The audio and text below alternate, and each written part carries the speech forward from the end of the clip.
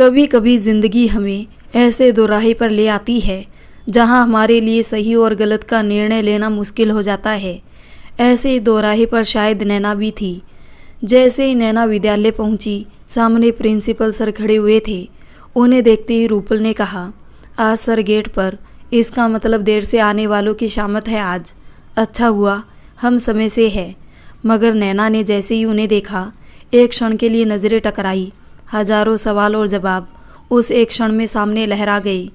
नैना ने तुरंत नज़रें नीची कर ली। गुड मॉर्निंग सर, आज सुबह सुबह यहाँ, मूड तो सही है आपका? रूपल ने मजाक करते हुए कहा, मूड बिल्कुल बढ़िया है, आपको देखकर और ज़्यादा बढ़िया हो गया। उन्होंने भी उसी लहजे में उत्तर दिया। गुड मॉर्निंग सर, नैना ने धीमे से कहा। उसकी कही बात को अनसुना कर वो रूपल से बातें करते रहे। मॉर्निंग असेंबली में भी जब भी नैना की नज़रें सर से टकराई तो सहम कर नीचे कर ली उसने। सब अपनी अपनी कक्षाओं में चले गए। नैना कंप्यूटर लैब में चली गई। उसे लगा अब सर यहाँ आएंगे और उसे कल की बात पूछेंगे। 2 पीरियड निकल गए और वो नहीं आए। नैना अपनी कक्षाएं पढ़ाने में व्यस्त हो गई। दिन भर उसके ख्यालों में सिर्फ कल वाली बात ही गूंज रही थी। छुट्टी हुई और वो रूपल सर के साथ घर जाने लगे। नैना को लगा कि अब रूपल मैम को छोड़ने के बाद वो कल की बात का जिक्र करेंगे, पर उन्होंने कुछ भी नहीं कहा। नैना को भी उसके घर के पास छोड़कर वो चुपचाप चले गए। नैना इस बात से थोड़ा चिंतित थी कि ना जाने उसके मन में क्या चल रहा है, कहीं सीधे सीधे नौकरी से निकालने की खबर ना सुना दे, पर ऐसा कुछ नहीं हुआ। प्रिंसिपल सर अब उसे सिर्फ मतलब भर की बातें किया करते, पर हाँ, अक्सर लैब में ज़रूर आते। ना नैना कुछ कहती और ना ही वो, पर जब भी नज़रें मिलती ऐसा लगता जैसे हजारों बातें हो गई दोनों के बीच। एक अच्छे मित्र की तरह वो दोनों अब भी साथ थे। तभी लखनऊ में एक सेमिनार में भाग लेने के लिए शिक्षकों का चयन हुआ। उसमें नैना का नाम भी था। सभी को सिर्फ एक दिन के लिए सेमिनार में जाना था। हर रोज़ 5 शिक्षकों को जाना तय हुआ। प्रिंसिपल सर को पूरे 4 दिन वहीं रहना था। नैना जब घर में बताया कि एक दिन के लिए लखनऊ जाना है तो सबने मना कर दिया। कहीं नहीं जाना, कोई ज़रूरत नहीं है ऐसी नौकरी करने की कि शहर से बाहर जाना पड़े। सासू माँ ने कहा, मम्मी जी मैं सुबह जाऊंगी और शाम को वापस आ जाऊंगी। वैसे भी तो स्कूल जाती हूँ ना, सिर्फ कुछ घंटे ही तो एक्स्ट्रा है। वो सब हमें नहीं पता। नहीं जाओगी मतलब नहीं जाओगी। मेरा जाना ज़रूरी है। कुछ शिक्षकों का तो चयन भी नहीं हुआ है, मेरा हुआ है, तो आप मुझे मना कर रही है। प्लीज़ मुझे जाने दीजिए। मैं रात से पहले वापस आ जाऊंगी। और फिर रूपल मैम भी तो जा रही है मेरे साथ। सासू माँ को एहसास था कि अगर इजाज़त नहीं दी तो नैना विद्रोह करेगी, मगर जाएगी ज़रूर। इसलिए इजाज़त देकर एहसान जताने में भलाई समझी। सेमिनार के आखिरी दिन नैना और रूपल बाकी 3 शिक्षकों के साथ पहुंची। हल्का गुलाबी और सफ़ेद रंग की साड़ी में नैना बहुत प्यारी लग रही थी। वही गहरे रंग और नीले रंग की साड़ी में रूपल अपने नाम के अनुसार रूप की आभा बिखेर रही थी। 3 दिन बाद नैना को अपने सामने देख प्रिंसिपल सर उसे अनदेखा कर बाकी सबसे मिले भी और सबका स्वागत भी किया। चलिए पहले सब नाश्ता कर लीजिए, फिर 10 बजे से सेमिनार शुरू होगा। उन्होंने सभी शिक्षकों को निर्देश दिया। मैं नाश्ता करके आई हूँ, रूपल ने कहा। मैं भी, नैना ने कहा। ठीक है, बाकी सब नाश्ता करके मेरे हॉल में मिलिए। आप दोनों मेरे साथ आइए। प्रिंसिपल सर ने नैना और रूपल को साथ चलने को कहा। कहाँ सर? रूपल ने पूछा। मेरे कमरे में। सभी शिक्षकों के बैज वही रखे हैं। दोनों उसके साथ चल दिए। कमरे में जाकर सामान लिया और बाहर आ गई। तभी रूपल को उसकी कोई पुरानी मित्र मिल गई और वो उससे बातें करने में व्यस्त हो गई। नैना और प्रिंसिपल सर चुपचाप खड़े थे। दोनों में से कोई कुछ नहीं बोला। नैना समझ गई कि अब सर उससे कोई बात नहीं करना चाहते हैं। जानबूझकर नैना को अनदेखा करने के लिए उन्होंने अपना फ़ोन निकाला और व्यस्त हो गई। नैना को बुरा तो लगा, पर वो चुपचाप खड़ी रही। थोड़ी देर में सब हॉल में पहुँचे। हॉल में सब साथी बैठे थे। सब ने सेमिनार बहुत अच्छे से सुना। कुछ रोचक प्रस्तुति भी हुई। अंत में सर ने सबको CMS के संस्थापक श्री जगदीश गांधी से मिलवाया। बेहद साधारण लेकिन अलौकिक प्रतिभा और ज्ञान के धनी व्यक्तित्व। सभी उनसे मिलकर बहुत खुश और प्रोत्साहित हुए। नैना के लिए एक नया अनुभव था। इस बीच कई बार दोनों की नज़रें आपस में मिली, पर जैसे ही मिलती तुरंत दोनों यहाँ वहाँ देखने लगते। शाम होते ही सब वापस कानपुर के लिए निकले। 2 कार थी और 6 लोग, इसलिए तय हुआ कि 3-3 लोग एक साथ हो जाते हैं, क्योंकि सर रोज ही नैना और रूपल को घर तक छोड़ते थे, इसलिए वो तीनों एक साथ हो गए। और वैसे भी तीनों की बनती भी थी। रास्ते में 2 घंटे के सफ़र में नैना ने एक शब्द भी नहीं कहा। रूपल और सर ही आपस में बातें करते रहे। रूपल कहा भी, क्या हुआ नैना, ठीक तो है या ज़्यादा थक गई आज? नैना ने सिर दर्द का बहाना बना चुप रहना ही उचित समझा, जबकि नैना और प्रिंसिपल सर दोनों जानते थे कि नैना चुप क्यों है। थोड़ी देर बाद रूपल मैम का घर आया और वो उतर गई। अब नैना और वो अकेले थे। उन दोनों के बीच सन्नाटे में भी बहुत शोर था। कार नैना के घर की तरफ ना मुड़कर किसी और दिशा में मुड़ गई। नैना समझ गई कि आगे क्या होने वाला है, इसलिए चुपचाप बैठी रही। आगे जाकर एक जगह कार रुक गई। नैना का दिल तेजी से धक धक कर रहा था। क्या तुम्हें एक बार भी मेरा ख्याल नहीं आया इन 4 दिनों में? जब मैं विद्यालय में नहीं था। नैना चुपचाप रही। नैना, मैं तुमसे बात कर रहा हूँ, कुछ बोलोगी? क्या तुम्हें एक पल भी मेरा ख्याल नहीं आया? मैं यहाँ रोज़ तेरा इंतज़ार करता था कि शायद आ जाओगी तुम। एक पल भी तुम्हें अपने मन से नहीं निकाल पाया मैं। और आज सुबह से जब से तुम्हें देखा है तब से तुमसे बात करना चाहता था, पर सोचा शायद तुम शुरुआत करो, पर तुमने तो कुछ भी कहना ज़रूरी नहीं समझा। नैना, मैं सच में तुमसे प्यार करने लगा हूँ, और बहुत ज़्यादा, शायद खुद से ज़्यादा। तुम्हें एक बार भी एहसास नहीं हुआ मेरी कमी का? तुम्हारा एक बार भी मन नहीं हुआ मुझे देखने का? वो बोले जा रहे थे, ये सब प्यार नहीं है, आकर्षण है। आप समझदार है, एक जिम्मेदार व्यक्ति है। किस रिश्ते की नींव रखना चाहते हैं जिसका कोई भविष्य ही नहीं? आपकी पत्नी है जो आंखें बंद करके आप पर भरोसा करती होगी। मेरा पति है जिसने किसी भरोसे के साथ मुझे नौकरी करने की इजाज़त दी है। हम दुनिया को नहीं, हम खुद को धोखा देंगे, इसलिए इस बात को यहीं ख़त्म कर दीजिए। किसकी बात कर रही हो तुम? अपने उस पति की जिससे तुम्हारी खुशी या तुम्हारी तकलीफ से कोई फ़र्क नहीं पड़ता। और फिर अगर मेरे मन में तुम हो और मैं अपनी पत्नी के साथ रिश्ता निभाऊं, धोखा तो वो भी होगा ना। कुछ रिश्ते हम सिर्फ इसलिए निभाते हैं क्योंकि निभाना हमारी ज़रूरत है। मैं तुमसे प्यार करता हूँ, सिर्फ तुम्हारा थोड़ा सा समय ही तो चाहता हूँ, और मैं किसी के साथ कोई अन्याय थोड़ी ना कर रहा हूँ। आप पंकज के बारे में? हाँ, सब जानता हूँ। कई बार तुम्हें देखा है पंकज के दिए जख्म अपनी साड़ी के आंचल से छुपाते हुए। तुम्हें क्या लगता है मुझे कुछ नहीं पता? तुम्हारी आंखें खुद तुम्हारा दर्द बयां करती है, और तुम, ओहो, तो दया कर रहे हैं मुझ पर, दुख बांटना चाहते हैं मेरा। ऐसे रिश्तों की उम्र बहुत छोटी होती है। नैना, हर बात को गलत नज़रिए से देखना ज़रूरी है। मैं तुम पर कोई दया नहीं कर रहा हूँ। मैं तुमसे पहले दिन से प्यार करने लगा हूँ।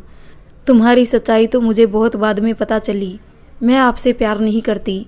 हाँ, मैं आपका सम्मान करती हूँ और हृदय की गहराइयों से करती हूँ। नहीं, तुम भी करती हो मुझसे प्यार, मगर कहना नहीं चाहती, क्योंकि तुम डरती हो इस समाज से, परिवार से, सबसे डरती हो तुम। इसलिए आज तक अपने लिए आवाज़ नहीं उठा पाई। है हिम्मत खुद के लिए आवाज़ उठाने की? नहीं है। क्यों डरती हो? क्या जीवन ऐसे गुजार दोगी घुट घुट कर? नैना की आंखों से लगातार आंसू बहते जा रहे थे। नैना, प्लीज़ चुप हो जाओ। मैं तुम्हें रोते हुए नहीं देख सकता। पिछले 1 साल से चाहता हूँ तुम्हें, कभी भी तुम्हें तकलीफ़ देना या परेशान करना मेरा मकसद नहीं। तुम खुश रहो, बस यही चाहता हूँ। लेकिन मैं तुमसे प्यार करता हूँ और करता रहूँगा, और ऐसा करने से तुम मुझे नहीं रोक सकती। नैना के हाथों को अपने हाथ में लेकर कहने लगे, तुम्हें खुशियाँ देना चाहता हूँ, तकलीफ़ नहीं। मुझे माफ़ कर दो अगर मेरी वजह से तुम्हारा दिल दुखा है। नैना के आंसू पोंछते हुए कहा, आप मेरे बहुत अच्छे मित्र हैं और मैं भी आपको कभी खोना नहीं चाहती, इसलिए इस मित्रता को ऐसे ही रहने दीजिए। किसी ऐसे रिश्ते में मत बदलिए जिसकी वजह से मैं आपको खो दूँ। मुझे मेरे सवाल का जवाब मिल गया। मैं तुमसे वादा करता हूँ, आज से तुम कभी अकेली नहीं रहोगी। जब तक सांस है, तुम्हारा ये मित्र हर कदम पर तुम्हारे साथ रहेगा। मेरे लिए तुम्हारा साथ और तुम्हारी खुशी बहुत महत्वपूर्ण है। चलो तुम्हें घर छोड़ दूँ, वरना घर पर न जाने क्या नया बखेड़ा हो। धन्यवाद, आपने मुझे समझा। फिर उन्होंने नैना को घर छोड़ दिया। नैना घर पहुंची तो रात के 8 बज चुके थे। सासू माँ नैना का ही इंतज़ार कर रही थी। बड़ी देर लगा दी आने में। सासू माँ ने पूछा, जी मम्मी जी, थोड़ी देर हो गई, ट्रैफिक ज़्यादा था। खाना सिर्फ मेरे और तुम्हारे लिए बनेगा। पापा और पंकज शादी में गए हुए हैं, उन्होंने नैना को बताया। जी ठीक है, क्या बना दूं? कुछ भी बना लो। ऐसा करो, आज वाइन के पराठे बना लो, दही रखा है तो रायता हो जाएगा, जल्दी भी बन जाएगा, बहुत भूख लगी है, सासू माँ ने कहा। जी ठीक है मम्मी जी, मैं अभी बनाकर लाई, कहकर नैना खाना बनाने में लग गई। आज नैना निश्चिंत थी और खुश भी। वैसे अब बात प्रिंसिपल साहब की जाए तो मैं बता दूं, 29-30 वर्षीय आकर्षक व्यक्तित्व के धनी, खुश मिजाज, सकारात्मक, हमेशा सबकी सहायता करने को तैयार और अपने कर्मचारियों के साथ मित्रवत व्यवहार करने वाले, सबके प्रिय थे। नाम है राजीव शर्मा। विद्यालय की कई शिक्षिकाएं उन्हें बहुत पसंद करती थी और उनसे बात करने के, उनके साथ समय बिताने के अवसर ढूंढती रहती थी, पर उनका मन अटका था नैना में। खैर ये दोस्ती अब दिन बर दिन गहरी होती जा रही थी। अब कुछ कहे बिना बहुत सी बातें हो जाया करती थी। नैना को एक बहुत अच्छे पद दर्शक मिल गए थे और उन्हें एक बहुत अच्छा मित्र नैना के रूप में।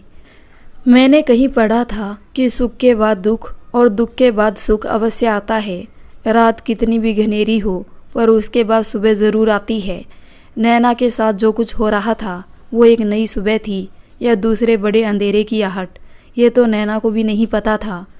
मगर हाँ, जो हो रहा था वो अच्छा ज़रूर लगता था नैना को। राजीव, अब मैं प्रिंसिपल सर को उसके नाम से संबोधित करूँगी। और राजीव को नैना का साथ अच्छा लगने लगा था। मित्रता अपने आप में मिसाल थी।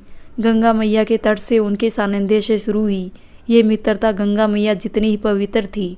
राजीव भी अब किसी न किसी बहाने से नैना के साथ समय बिताने की कोशिश करते। खैर समय गुजर रहा था। नैना के घर के हालात अब भी वैसे ही थे। नैना ने घर पर ट्यूशन पढ़ाना शुरू किया, मगर पंकज ने शराब पीकर सारे बच्चों को बुरा भला कहा और सभी बच्चों ने आना बंद कर दिया। फिर एक दिन नैना जब विद्यालय से थकी हारी लौटी तो सासू माँ ने नैना से पूछा, नैना, नंदनी की वो पीली वाली साड़ी नहीं मिल रही जो उसने पिछले महीने पूजा में पहनी थी, तुम्हारे पास है क्या? नहीं मम्मी जी, वो तो दीदी ले गई थी तभी, नैना ने पानी का गिलास भरते हुए जवाब दिया। अपनी अलमीरा दिखाओ ज़रा। जी मम्मी जी, खाना लगा लूँ फिर खोलती हूँ, बहुत भूख लगी है, नैना ने खाना परोसते हुए कहा। थोड़ा रुक कर खा लेना, पहले अलमीरा दिखाओ, सासू माँ ने थोड़ा सख्ती से कहा। नैना को बुरा तो लगा, साथ ही गुस्सा भी आया, क्योंकि वो सुबह से भूखी थी, पर उसने उस समय खाना छोड़कर अलमीरा खोलना उचित समझा। ये लीजिए मम्मी जी, आप देख लीजिए, कहकर नैना खाना निकालने चल दी। नहीं, तुम एक एक करके सारा सामान नीचे फर्श पर रख दो, मैं सब देख लूँगी, फिर बाद में दोबारा वापस रख देना। पर मम्मी जी, उसमें बहुत समय लग जाएगा। ओहो, तो तुम अपनी अलमारी नहीं दिखाओगी, इसका मतलब साड़ी तुमने ही चुराई है। चुराई है? मैं क्यों उसकी साड़ी चुराऊंगी? क्योंकि खरीदने की औकात तो है नहीं तुम्हारी। 4,500 की थी। इतनी तुम्हारी महीने भर की कमाई नहीं है जितनी कि मेरी बेटी साड़ी पहनती है। हाँ, मेरी कमाई उतनी नहीं है, मगर मेरे शौक भी इतने महंगे नहीं है। फालतू की पंचायत ना करो, अलमीरा से कपड़े निकालो। नैना ने एक एक करके सारे कपड़े निकाले, फिर सासू माँ को दिखाकर वापस रखे। इस सब में 1 घंटे से ज़्यादा समय लग गया। अब ऊपर से अपने शादी वाला बक्सा निकालो, वो भी तो दिखाओ, सासू माँ ने गुस्से से कहा। पर मम्मी जी, उसमें तो शादी की चूड़ियाँ हैं, वो तो 6 महीने से खुला ही नहीं। जितना कहा है उतना करो, बक्सा दिखाओ चुपचाप। अगर साड़ी तुमने नहीं ली है तो दिखाने में डर कैसा? सासू माँ अब भी गुस्से में थी। नैना ने बड़ी मुश्किल से बक्सा नीचे उतारा। ज़्यादा भारी होने की वजह से नैना बक्सा संभाल नहीं पाई और वो उसके पैर पर गिर गया। पैर पर बक्सा गिरने से नैना का बिछुआ उसके पैर में घुस गया। काफ़ी चोट लगी उसे, पर बिना उसकी चोट की परवाह किए सासू माँ बक्से से साड़ियाँ निकालकर बिस्तर पर फेंकने लगी और अपनी बेटी की साड़ी ढूंढने लगी। पर साड़ी होती तो मिलती ना। अपना सूटकेस खोलो, वो भी दिखाओ। मम्मी जी, मेरे पास उनकी साड़ी नहीं है, मेरे पैर में भी चोट लग गई है, नैना ने पैर की चोट का बहता खून पोंछते हुए कहा। इसका मतलब साड़ी उसी सूटकेस में है, उतारो उसे जल्दी, सासू माँ ने नैना की चोट अनदेखी करते हुए कहा।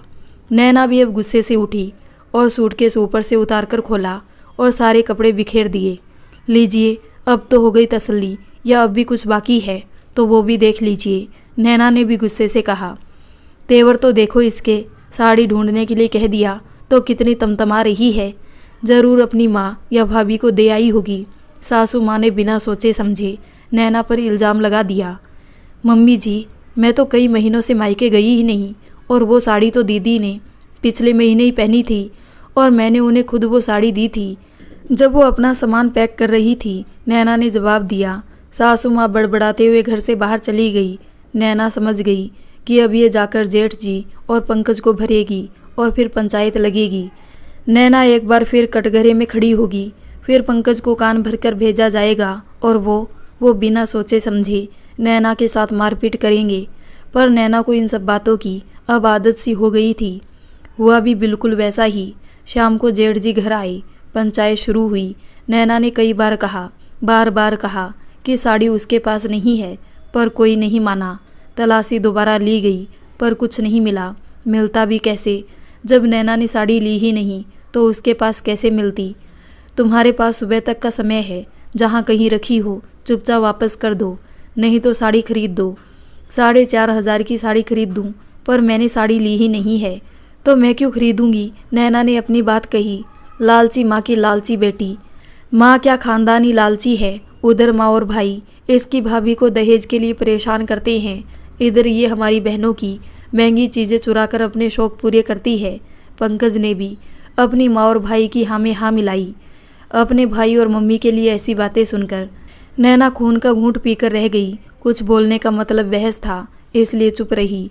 रात में पंकज फिर नशे की हालत में आए और फिर वही मारपीट, फिर वही साड़ी वापसी की जिद। नैना के पास साड़ी थी ही नहीं तो देती कहाँ से, इसलिए हर थप्पड़ को चुपचाप सहन कर गई। रात भर रोती रही, इसलिए सुबह नींद नहीं खुली, विद्यालय नहीं जा पाई। सुबह फिर जेठ जी घर आ गए। बताओ कहाँ है साड़ी।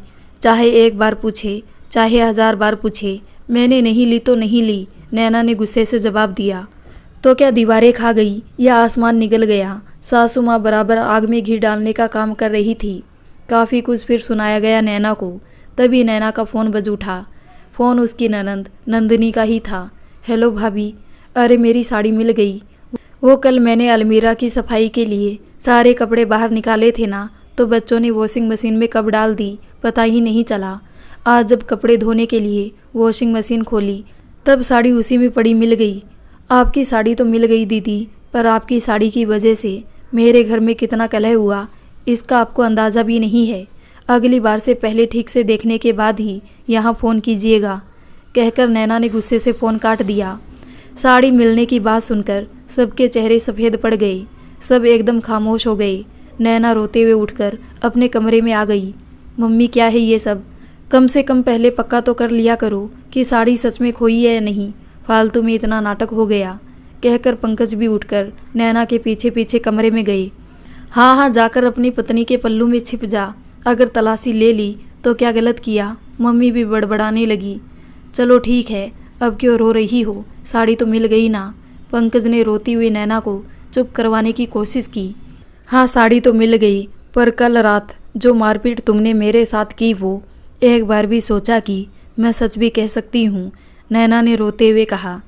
चलो हो गई गलती, भूल जाओ, नैना को बाहों में भरते हुए पंकज ने कहा। छोड़ो मुझे, ज़रूरत नहीं है मुझे तुम्हारी झूठी हमदर्दी की, नैना ने पंकज को झटकते हुए कहा। अरे नौकरी करने लगी है तो ताव आ गया है, हाथ झटकती है मेरा, घमंड आ गया है क्या नौकरी का। जितना तू महीने भर कमाती है ना, उतना तो मैं एक रात में शराब पीकर मूत देता हूँ, पंकज ने भी गुस्से से कहते हुए नैना के बाल पकड़कर खींच दिए। और कुछ तुम कर भी नहीं सकते पीकर मूतने के सिवाय, मुँह चलाती है, कह दिया ना साड़ी मिल गई तो बात खत्म। पंकज ने नैना को जोर का धक्का दिया। नैना का सिर दीवार से जा टकराया। बात खत्म नहीं हुई अभी, बात तो अब शुरू हुई है। और कितने झूठे इल्ज़ाम लगाओगे, और कितना मारोगे, और कितना गिरोगे तुम सब। नैना अब चीख पड़ी। देखो इसको बिल्कुल बेशर्मी पर उतर आई है, कितना चिल्ला रही है। बाहर लोग सुनते होंगे तो क्या सोच रहे होंगे। सासू माँ भी आग में घी डालने आ चुकी थी। आज बाहर लोग सुनेंगे तो मुझे बुरा भला कहेंगे। रोज़ सब सुनते हैं मेरी चीखें, रोज़ सब सुनते हैं मुझे दी हुई गालियाँ। तब कुछ नहीं होता मम्मी जी। नैना पूरी तरह से आपे से बाहर थी। क्यों रहूँ मैं चुप, क्यों। कल से एक साड़ी के लिए जीना मुश्किल कर दिया आप लोगों ने, वो भी उस साड़ी के लिए जो मैंने ली ही नहीं। गुस्से से भरी नैना बोले जा रही थी। चटाक से एक और थप्पड़ नैना के गाल पर पड़ा। कुछ ज़्यादा ही जबान चलने लगी है तेरी। 2 पैसे क्या कमाने लगी, सबको ठेंगे पर रखेगी। तेरी कमाई से घर नहीं चलता, समझी? लगता है बाहर की हवा लग गई है। आवारा कहीं की, न जाने कहाँ कहाँ मुँह मारती फिरती है, किसके दम पर उछल रही है। कौन सा नया कसम मिल गया है। सासू माँ बराबर आग में घी डाल रही थी और पंकज नैना के बाल पकड़कर जमीन पर गिरा दिया उसे। औरत जूते का फीता होती है, पजामे का नाड़ा नहीं, जिसके बिना काम ना चले। आवारा औरत कहीं की। सब वहाँ से चले गए। सासू माँ दूसरे कमरे में बहुत देर तक बड़बड़ करती रही। नैना फिर एक बार आईने के सामने जा बैठी। एक वही तो साथी था उसका मन किया वो चीख चीख कर रोने लगे, मगर मजबूर थी। चुपचाप आंसू बहाने के अलावा कोई रास्ता नहीं था। अपने जख्मों को देखती, फिर आईने में खुद को देखती और फिर दोनों हाथों से अपना चेहरा ढककर रोने लगती। ये नौटंकी बंद करो, तुम्हारे बाप नहीं आएंगे यहाँ खाना बनाने। उठकर खाना बनाओ, दोपहर के 1 बज रहे हैं। खाने पीने का कुछ भी पता नहीं, बस हर समय नाटक नौटंकी, कहकर सासू माँ अपनी बिटिया के घर चली गई। नैना यही सोच रही थी कि आज मेरा क्या कसूर था, क्या गलत किया था उसने। नैना मैडम कल भी विद्यालय नहीं आई और आज भी नहीं आई। कोई खबर आई क्या उनकी? राजीव प्रिंसिपल सर ने रूपल से पूछा। नहीं सर, मैंने फ़ोन किया था, उसने उठाया भी नहीं, वो रूपल ने बताया। एक बार और कॉल करके देखिए, सब ठीक तो है ना? जी मैं अभी करती हूँ, कहते हुए रूपल ने फ़ोन मिलाया। फ़ोन उठा भी। हेलो नैना, मैं रूपल। तुम आज भी नहीं आई, सब ठीक तो है? रूपल ने पूछा। गुड मॉर्निंग मैम, कल आऊँगी, कहकर नैना ने फ़ोन रख दिया। सर, आवाज़ से कुछ ठीक नहीं लग रहा, पर उसने ठीक से कुछ बताया भी नहीं। रूपल ने प्रिंसिपल सर को बताया। देखते हैं, उन्होंने कहा है तो शायद कल आए, कहकर राजीव सर वहाँ से वापस अपने ऑफिस में आ गए।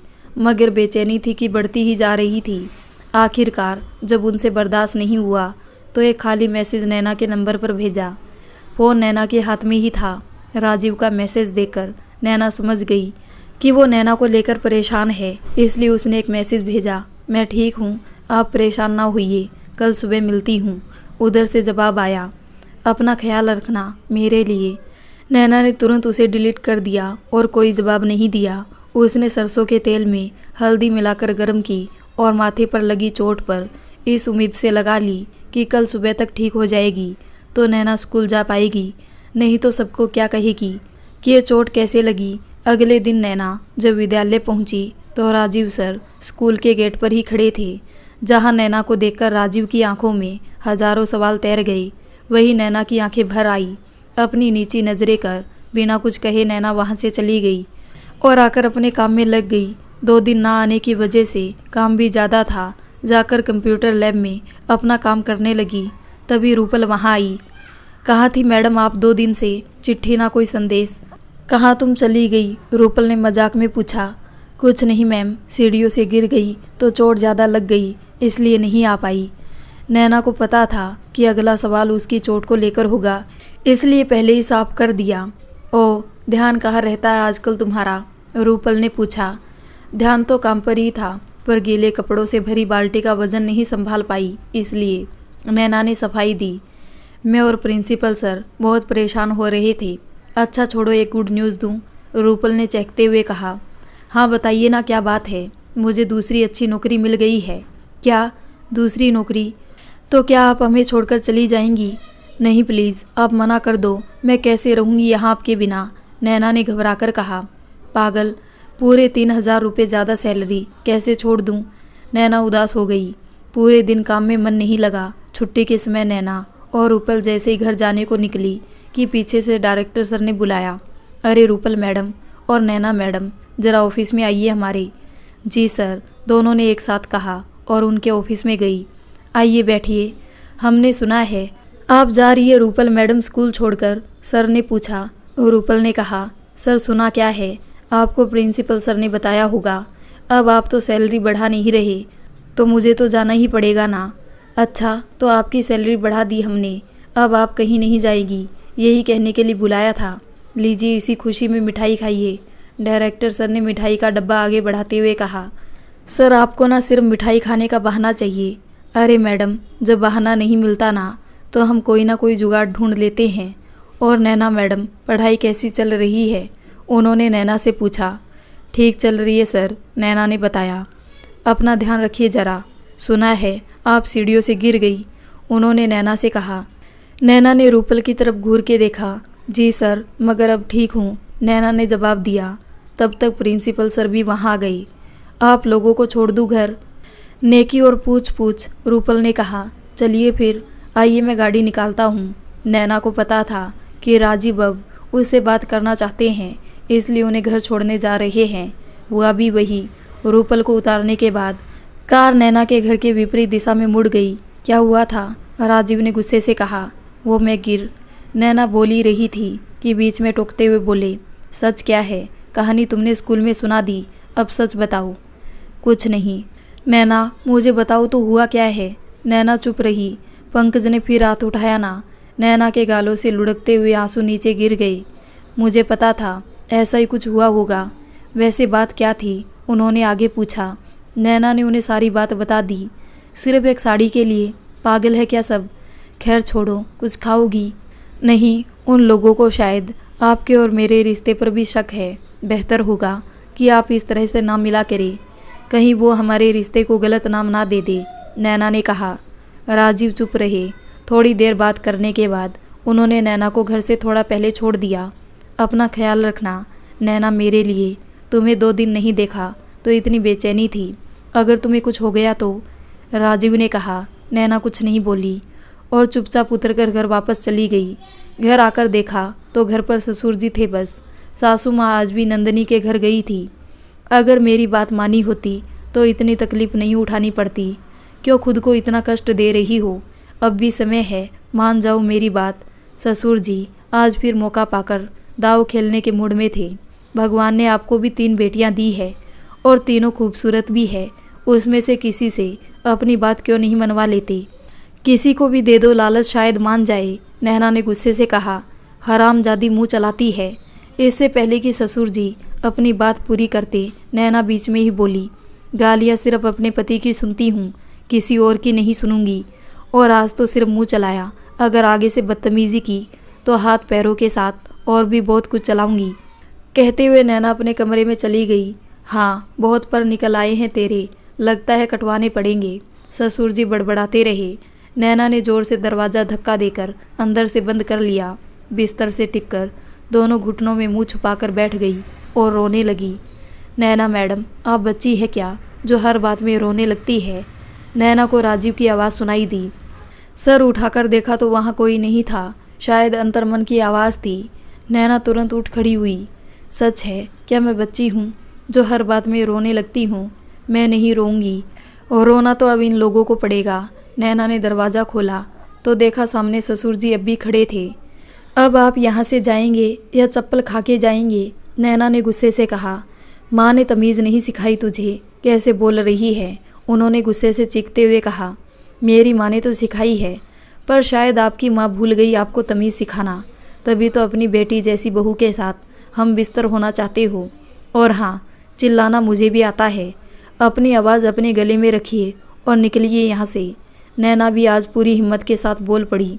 साली, मुझे मेरे घर से भगाएगी तू? अब देख मैं क्या करता हूँ, कहकर वो वहाँ से चले गए। नैना ने भी अब चैन की सांस ली। धन्यवाद मेरा हौसला बढ़ाने के लिए, मुस्कुराकर मन ही मन राजीव सर को धन्यवाद दिया। तभी नैना का फ़ोन बजा। फ़ोन मम्मी का था। हेलो। हाँ मम्मी, कैसी हो? नैना ने पूछा। नैना, तुम्हारे बड़े बाबा अब नहीं रहे, आज सुबह सुबह परलोक सिधार गए। दुखी मन से नैना की मम्मी ने नैना को बताया। क्या बड़े बाबा? नैना रोने लगी। रो नहीं बेटा, क्या कर सकते हैं, पापा के जाने के बाद से वो बहुत घुट घुट कर जी रहे थे, शायद प्राण पापा में ही अटके थे। आज चले गए, तुम आ पाओगी? हाँ मम्मी, रोते हुए नैना ने कहा और फ़ोन रख दिया। अगला फ़ोन उसने पंकज को मिलाया।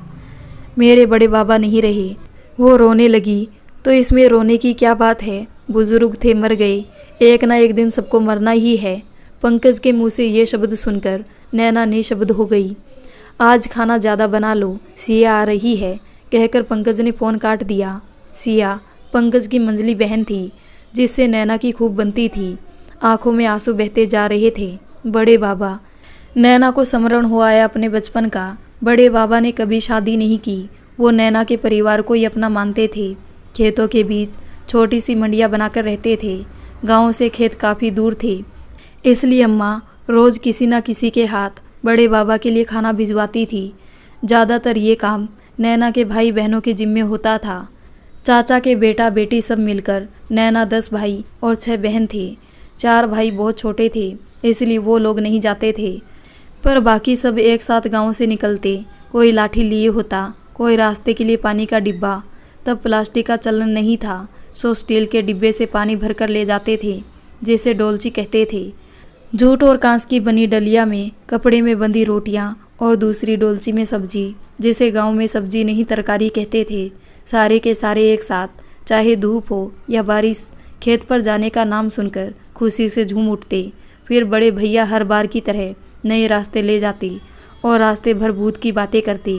डर के मारे सब उनके पीछे पीछे जल्दी जल्दी चल देते। वो आम का पेड़ देख रहे हो तुम सब, उस पर चुड़ैल रहती है, चलो यहाँ से दौड़ लगाकर निकलो।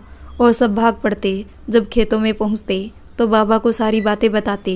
फिर भैया को खूब डांट पड़ती। बाबा को पता होता था कि सारे बच्चे आने वाले हैं, इसलिए बगीचे से अमरूद, जिसे गांव में जामफल कहते हैं, इकट्ठा करके रखते। साथ में कभी जामुन, कभी बेर, कभी आम, मौसम के अनुसार फल रखे मिलते। हम सब जाते ही पहले तो फलों पर टूट पड़ते, फिर थोड़ा खेलकर बाबा से जिद करते कि ट्यूबवेल चला दो। ट्यूबवेल के ठीक सामने एक आयताकार बहुत बड़ी टंकी बनी थी, जिसमें ट्यूबवेल का पानी गिरता था। उसमें कूदकर हम सब खूब नहाते। और अगर कभी बाबा मना कर देते तो खेतों में जा रहे पानी, मिट्टी का रास्ता जिसे होकर खेतों में पानी जाता है, में लौटने लगते। सब मिट्टी में सन के बाबा के पास पहुंच जाते तो बाबा बड़बड़ाते हुए ट्यूबवेल चला ही देते। नैना की आंखों के आगे बाबा का वही चेहरा घूम गया। एक पल के लिए ठिठक गई नैना, फिर जोर जोर से रोने लगी, पर कोई नहीं था जो उसे ढांढस बंधाता। कोई नहीं था जिसके कंधे पर सिर रखकर रो लेती। थोड़ी देर रोती रही, फिर उठकर हाथ मुंह धोए और भीगी आंखें और बाबा की यादों के साथ काम में लग गई। बाबा की यादों को मन में और आंखों में आंसू लिए नैना के हाथ रसोई घर में यंत्रवत चल रहे थे। तभी थोड़ी देर में सिया दीदी बच्चों के साथ घर आ गई। सिया दीदी को देखते ही जैसे ही नैना उनके चरण स्पर्श करने के लिए झुकी, उन्होंने उसे बीच में ही पकड़ लिया। तुम रो रही हो नैना, क्या हुआ? उन्होंने पूछा। दीदी, मेरे बड़े बाबा अब इस दुनिया में नहीं रहे, कहते कहते नैना रोने लगी। सिया दीदी ने उनको गले से लगाकर साथ बना दी। परेशान मत हो नैना, शायद ये उनकी मुक्ति है, क्योंकि तुम्हारे पापा के जाने के बाद वो टूट गए थे। उनका दुख हम समझ नहीं सकते। धैर्य रखो और उनकी आत्मा की शांति के लिए प्रार्थना करो, उन्होंने नैना को समझाया। थोड़ी देर में सिया दीदी नैना को अपने पास बिठाकर समझाती रही। जाओ, अब उन्हें चाय पानी कुछ दोगी, सासू माँ ने कहा। तो नैना उठकर रसोई घर में चली गई और चाय बनाने लगी। तभी सिया दीदी भी रसोई घर में आ गई और नैना की सहायता करने लगी। अरे दीदी, आप बैठिए ना, मैं कर लूँगी, नैना ने उन्हें रोकते हुए कहा। तो क्या हुआ, मिलकर काम कर लेंगे तो जल्दी हो जाएगा, फिर बैठकर आराम से बातें करेंगे, सिया ने नैना को समझाते हुए कहा।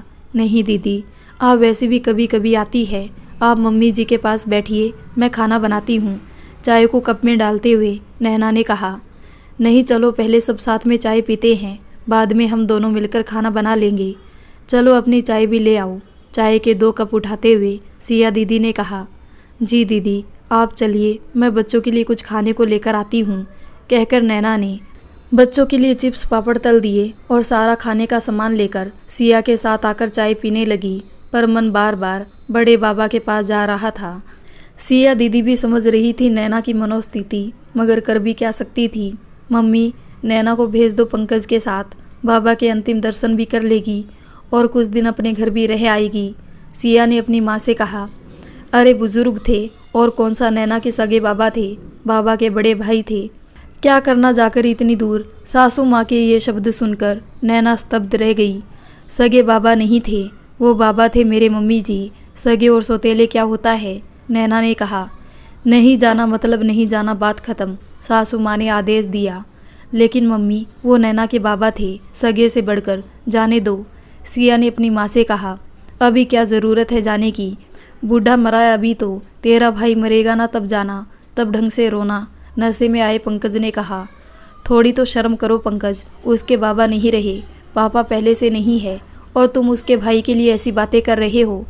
थोड़ी बहुत इंसानियत बची है या वो भी नहीं बची। सिया ने अपने भाई पंकज को डांटते हुए कहा, ए सिया, तुम इस घर के मामले में बीच में ना बोलो तो ज़्यादा अच्छा रहेगा। अपना घर संभालो जाकर। यहाँ आई हो तो खाओ पियो और जाओ। नशे में पंकज ने अपनी दीदी से कहा, क्यों, तुम्हें क्या लगता है कि यहाँ हम खाने पीने आए हैं? हमारे घर में खाने को नहीं है क्या? लेकिन तुम्हारी बुद्धि ज़रूर भ्रष्ट हो गई है, जो तुम्हें अपनी पत्नी की तकलीफ नहीं दिखाई दे रही। और मम्मी, तुम पंकज को समझाने की बजाय उनका साथ दे रही हो। वो तो नैना है जो निभा रही है, कोई और होती तो अब तक। सिया भी बोली रही थी कि सासू माँ बीच में ही बोली, तो तुम क्या इसे भड़काने आई हो कि मत निभाओ इस घर में? निभा रही है तो क्या एहसान कर रही है? कैसी बेटी हो तुम जो अपनी मम्मी को गलत कह रही हो और पराई का साथ दे रही हो? जो गलत है उसे गलत ही कहा जाएगा ना। जैसा आप लोग कर रहे हो, अगर वैसा ही मेरे साथ मेरे ससुराल वाले करे तो तब क्या अच्छा लगता आप सबको? और हाँ, रही तुम्हारे खाने की बात, तो बता दूं पंकज कि खाना हम अपने घर में भी खा सकते हैं। बेटियां मायके सुकून के लिए आती है, कलह देखने नहीं। बस इतना याद रखना कि किसी को इतना नहीं सताना चाहिए कि पानी सिर से ऊपर निकल जाए। जा रही हूँ मैं, नहीं रुकना यहाँ एक मिनट भी। और आप मम्मी नंदिनी को बुला लो, उन्हीं के साथ खुश रहो, क्योंकि वही आपकी हर बात में हाँ में हाँ मिला पाएगी। जब भी आओ यहाँ तमाशा ही होता रहता है। सिया ने गुस्से से कहा। हाँ जाओ, और अब कभी मत आना यहाँ, पंकज ने नशे में सिया से कहा। जाती हो तो जाओ, यहाँ क्या नैना को भड़काने आई थी? सासू माँ ने भी पंकज की हाँ में हाँ मिलाई। मम्मी, तुम्हारे लिए बड़ी भाभी ही सही थी, लड़ झगड़ कर अलग हो गई। नैना सीधी है तो क्या जान लोगे? सिया ने फिर कहा। हाँ ठीक है, तुम ज़्यादा ज्ञान मत दो। यहाँ इस घर में क्या करना है क्या नहीं हम देख लेंगे, पंकज ने बदतमीजी से कहा। इस घर की तबाही अब ज़्यादा दूर नहीं, ईश्वर इस घर पर कृपा करे, जाते जाते सिया ने कहा। नैना जो अब तक ये सब सुनकर बहुत रो रही थी, सिया को रोकते हुए बोली, दीदी इनकी बातों का बुरा मत मानिए, नशे में है, प्लीज़ रुक जाइए मेरे लिए। सिर्फ पंकज ने कहा होता तो बुरा नहीं लगता नैना, छोटा भाई ये नशे में है। लेकिन आज तो मम्मी ने भी कहते कहते उनकी आंखें भर आई। अपना ध्यान रखना नैना, अब शायद मैं इस घर में कभी ना आऊँ, कहकर वो चली गई। नैना रोती रही काफ़ी देर तक। सबने खाना खाया, पर आज ना नैना ने खाना खाया ना सिया ने। मुझे अपने घर जाना है और मैं कल सुबह जाऊंगी, नैना ने दृढ़ता से कहा। एक बार ना कहने से समझ नहीं आता, कहा ना तेरा भाई मरेगा तब जाना, पंकज ने कहा। मेरा क्यों, मरे तुम्हारा भाई, नैना ने भी गुस्से से कहा। गाली निकालते हुए मेरे भाई को मारना चाहती है, कहकर पंकज ने नैना के बाल पकड़े ही थे कि नैना ने जोर का धक्का दिया और पंकज बिस्तर पर जा गिरे।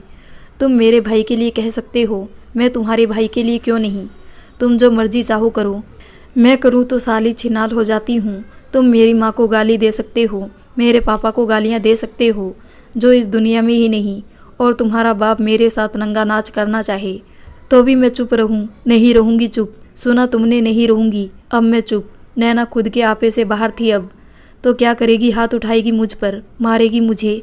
तेरी इतनी हिम्मत किस यार के दम पर उछल रही है? किसके साथ है? आजकल उस प्रिंसिपल के चक्कर में पड़ी है। तुझे क्या लगा मुझे पता नहीं है? वो तुझे घर छोड़ने क्यों आता है? उसके दम पर उछल रही है क्या? पता भी नहीं चलेगा, ना तेरा ना तेरे उस मजनू का, कहते हुए पंकज ने नैना पर लात गुस्सों की बरसात कर दी। ओ, तो बात ये है, वो मुझे अकेले नहीं छोड़ने आते, रूपल मैम होती है साथ में, और जैसा तुम समझ रहे हो वैसा कुछ नहीं है, नैना ने रोते हुए कहा। तो कैसा है बता, गाली देते हुए पंकज की भाषा बद से बदतर होती जा रही थी। मैंने कहा ना ऐसा कुछ नहीं है, नैना ने दोबारा कहा। खा अपने मरे हुए बाप की कसम कि कुछ नहीं है, सासू माँ बीच में बोली। मैं अपने पापा की, अपने दोनों भाइयों की और अपने इकलौते बेटे की कसम खाकर कहती हूँ, हमारे बीच कोई गलत रिश्ता नहीं है, मैं उनसे कोई प्यार व्यार नहीं करती। नैना ने अपनी सफाई दी। साली झूठ बोलती है जो अपने बाप को खा गई, झूठी कसम खाने में क्या दिक्कत होगी उसे? पंकज ने फिर मारते हुए कहा। छोड़ दो मुझे, मैंने कुछ गलत नहीं किया। नैना रोती रही पर किसी ने नहीं सुनी। पंकज और सासू माँ बहुत देर तक बड़बड़ाते रहे। नैना चुपचाप सब सुनती रही और रोती रही। उस रात जब सब लेट गए तो पंकज ने नैना के करीब आने की कोशिश की। जैसे ही पंकज ने नैना की कमर पर हाथ रखा, नैना ने हाथ झटक दिया। क्या हुआ? तेरे यार ने मना किया है क्या? इसके अलावा किसी और से? पंकज ने तंज कसा। नैना खून का घूंट पीकर चुप रह गई, चुपचाप लेटी रही। क्या हुआ? बोलना। मना किया है क्या तेरे उस प्रिंसिपल यार ने? वो ज़्यादा अच्छा सेक्स करता है। वैसे मज़ा तो तुझे उसके साथ ज़्यादा आता होगा ना, प्यार जो करती है उससे। पर मेरे साथ भी करना तो पड़ेगा, मजबूरी है तेरी। चल कपड़े निकाल बाजारू औरत। पंकज आज निजता की सारी हदें पार करने को तैयार थे। नैना कुछ नहीं बोली, चुपचाप पड़ी रही। कोई बात नहीं, यार के साथ मज़े लेने के बाद ऐसा ही होता है। पति के साथ मन ही नहीं करता। मैं ही कपड़े निकाल देता हूँ। फिर जो हुआ वो शायद बहुत तकलीफ दे था, पर नैना कोई प्रतिक्रिया नहीं दी, चुपचाप पड़ी रही। क्योंकि उसे पता था कि विरोध करने पर भी होगा तो वही, पर और ज़्यादा तकलीफ दे हो जाएगा। थोड़ी देर बाद पंकज करवट बदलकर सो गए। नैना दर्द भरे शरीर के साथ धीरे से उठी और कपड़े पहने। फिर बहुत देर तक कोने में बैठी रही, चुपचाप, खामोश, एकदम शांत। उसे याद आया कि कैसे बचपन में गांव की पगडंडियों पर चलते हुए कांटा लग जाता तो पापा उठाकर कंधे पर बिठा लिया करते थे। बाबा सरसों के तेल और रुई पर हल्दी पकाकर पैर में बांध दिया करते थे। बाबा देखो मैं कहाँ हूँ? नैना चिल्लाई। कहाँ है नैना? दिख नहीं रही। चारों तरफ घूम घूम कर बाबा ढूंढ रहे थे। ऊपर देखो बाबा, ऊपर। नैना खिलखिलाते हुए बोली। अरे राम रे, बिट्टो गिर जाओगी, नीचे आओ। बाबा ऊपर पेड़ पर चढ़ी नैना को देखते हुए बोले। पहले बोलो ट्यूबवेल में नहाने दोगे और बेर तोड़ने जाने दोगे और अम्मा से शिकायत भी नहीं करोगे? नैना हंसते हुए बोली। अरे आओ, बिट्टो सब बात मान लेंगे। अब तुम नीचे तो आओ, बाबा घबराते हुए बोले। लो आ गई नीचे। बाबा से लिपट गई नैना नीचे आके। लो चवन्नी, चुपचाप रख लो, किसी को बताना मत कि बाबा ने दी है। चवन्नी रखते ही नैना के चेहरे पर चमक आ गई। आज तो सब मुरमुरे खाएंगे मोटी अम्मा की दुकान से। खुशी के मारे नैना बाबा को पकड़कर गोल गोल घुमाई जा रही थी। चाची ने छोटी छोटी झोलियाँ सील के दी थी। उनके किनारे पर लंबी लंबी डोरियाँ थीं। डोरियों की सहायता से झोली को कमर में बांधकर सब बेर तोड़ने चल दिए। बड़े भैया आगे आगे रास्ता बताते हुए, बाकी सब उनके पीछे। कच्चे धूल भरे रास्ते पर नंगे पैर बड़ा मजा आ रहा था। चप्पल उतारकर हाथ में पकड़ ली और सब मिट्टी उड़ाते हुए भागने लगे। खूब बेर तोड़े झोली भर भर के। फिर सब एक पेड़ के नीचे बैठकर सुस्ताने लगे। थोड़ी देर बाद बड़े भैया ने कहा, तुम लोगों को पता है कल्लू चाचा की भैंस मर गई थी ना, वो भूत बन गई और अब सबको दौड़ा दौड़ा कर मारती है उसका भूत। है? सच भैया? हाँ, और पता है वो भूत बन के इसी पेड़ पर रहती है। सब डर के मारे एक दूसरे को देखने लगे। तो क्या अब वो हमें भी मार देगी? डरते हुए सबने भैया से पूछा। हाँ, भूत किसी को नहीं छोड़ते, भैया ने डराते हुए कहा। फिर अब हम क्या करें? कांपते हुए नैना ने पूछा। तो भैया एकदम से चिल्लाए, भागो, जल्दी भागो। सब गिरते पड़ते भागने लगे। नैना के काफ़ी सारे बेर भी गिर गए। रोते रोते सब बाबा के पास पहुँचे और सारी बात बताई। फिर बाबा ने भैया की जो पिटाई लगाई छड़ी से। नैना की भीगी आंखों में यादों की मुस्कान बिखर गई। वही कोने में बैठी बैठी नैना सो गई। सुबह आँख खुली तो पूरे शरीर में बहुत ज़्यादा दर्द था, इतना ज़्यादा कि अब नैना से उठा भी नहीं जा रहा था। उसमें इतनी भी ताकत नहीं थी कि उठकर विद्यालय जा सके। उसने राजीव सर को एक मैसेज लिखकर भेजा। गुड मॉर्निंग सर, मैं आज स्कूल नहीं आ सकती। मेरे दादाजी अब इस दुनिया में नहीं रहे। और फिर से सो गई। थोड़ा देर से उठी तो सासू माँ गुस्से से बड़बड़ा रही थी। बहुएं और भी घरों में है, पर हमारे जैसा अंधेरा किसी के घर में नहीं। 8 बज गए, महारानी अभी तक सो रही है। कोई लाज शर्म तो बची ही नहीं, दोपहर तक पसरी है। नैना उनकी बातों को अनसुना कर रसोई घर में जाकर रात के पड़े बर्तन धोने लगी। झाड़ू पोछा किया, फिर नहाने चली गई। नहाकर आई तब तक 9 बज चुका था। नाश्ते में क्या बना दूँ? नैना बोलना तो नहीं चाहती थी, मगर मजबूरी थी बोलना, इसलिए सासू माँ से पूछा। ये नाश्ते का समय है, दोपहर होने को आई है। उन्होंने गुस्सा होते हुए कहा। ठीक है, तो खाने में क्या बनाऊँ वो ही बता दीजिए। नैना ने कहा। हमें नहीं खाना तुम्हारा खाना, तुम ही खाओ। जा रहे हैं नंदिनी के घर और कल गाँव जा रहे हैं, नहीं रहना यहाँ। नैना ने भी कुछ नहीं कहा, चुपचाप जाकर अपने कमरे में बैठ गई।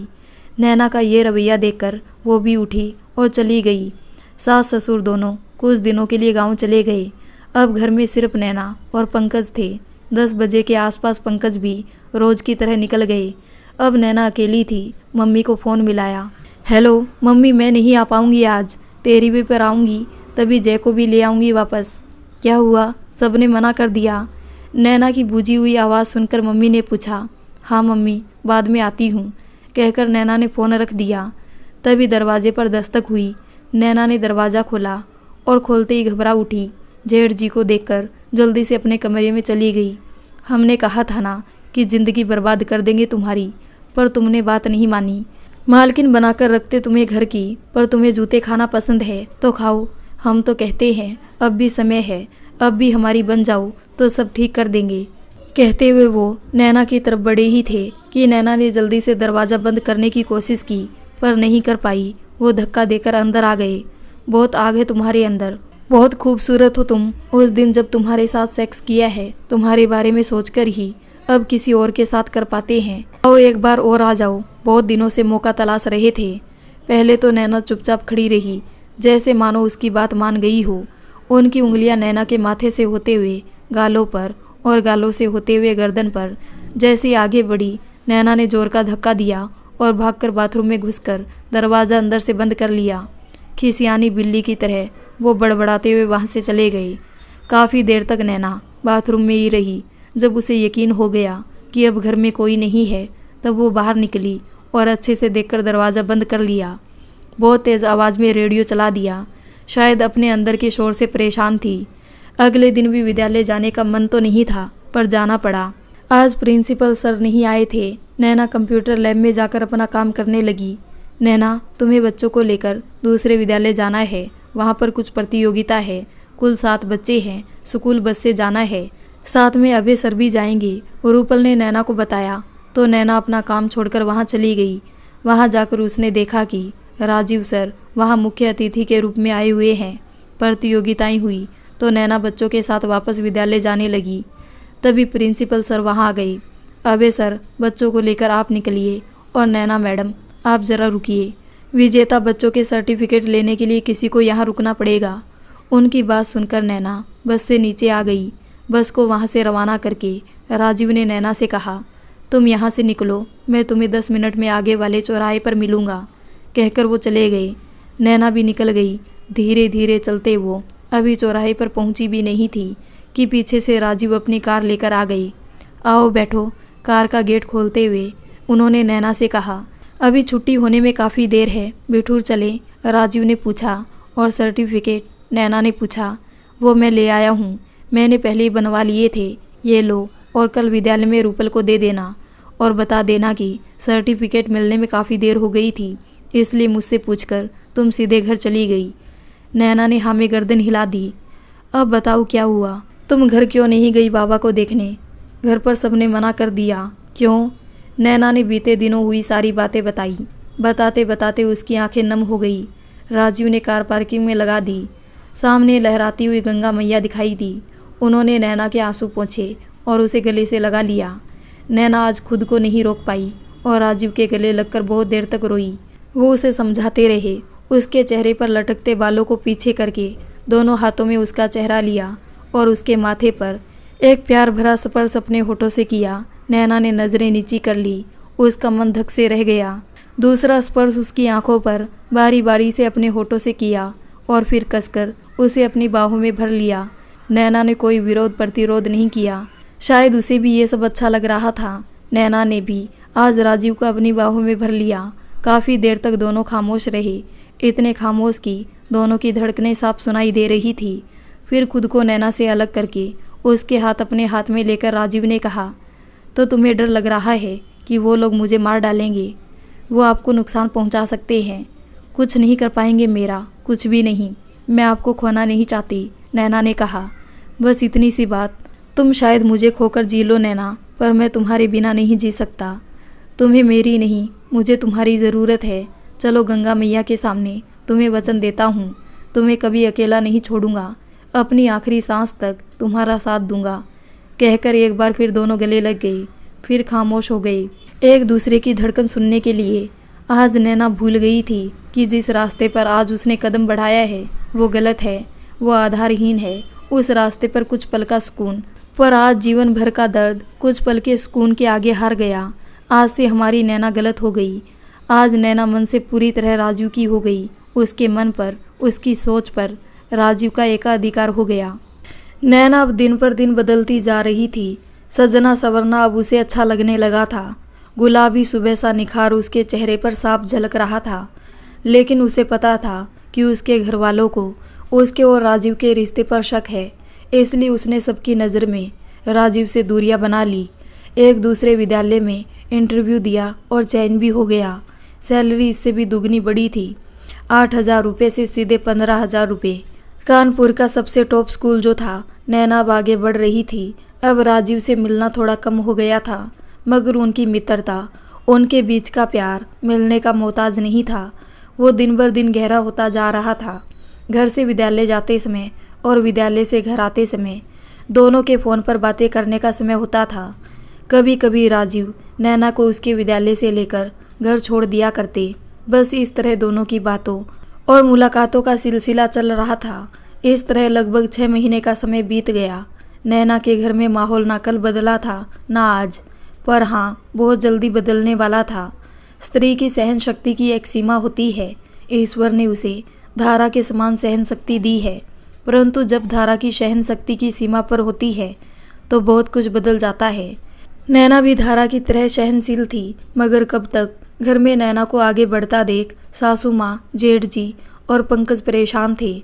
मैं यहाँ पर स्पष्ट करना चाहूँगी कि जेठ जी ने अपने भाई पंकज को पूरी तरह से अपने प्रेम पाश में जकड़ रखा था, और होना भी चाहिए भाई जो है, मगर उनका मकसद कुछ और था और नैना के बढ़ते कदम उसमें रुकावट थी। इसलिए प्रयत्न बराबर किए जा रहे थे, मगर नैना अब रुकना नहीं चाहती थी। इसी बीच राजीव ने परीक्षा दी और उसका चयन सरकारी विद्यालय में प्राचार्य पद के लिए हो गया। इधर नैना को बीएड भी पूरा हो गया और राजीव ने नैना का परास्नातक भी फार्म भर दिया। चयन होते ही राजीव को शहर छोड़कर जाना पड़ा। ईश्वर आपको हर कदम पर नई सफलता दे। अपना ख्याल रखिएगा। रेलवे स्टेशन पर राजीव को छोड़ने आई नैना ने कहा, मैं तो अपना ख्याल रखूँगा, मगर तुम्हें भी अपना बहुत ध्यान रखना होगा। जय कभी और भी कोई परेशानी हो तो बेझिझक बताना। मैं कल भी तुमसे प्यार करता था, आज भी करता हूँ और अपनी अंतिम सांस तक करता रहूँगा। नैना तुम प्राण हो मेरी। तुम्हारा मेरी ज़िंदगी में आना मेरी ज़िंदगी को महका गया।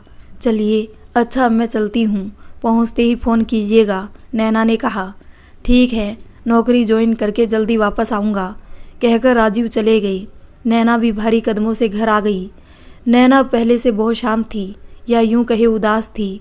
घर में कोई भी कुछ भी कहता, नैना उत्तर नहीं देती। पंकज की किसी बात का विरोध नहीं करती, मशीन की तरह चलती रहती बस। तभी एक दिन नैना की तबीयत बहुत ज़्यादा खराब हो गई। डॉक्टर के पास जाने पर पता चला कि नैना गर्भवती है।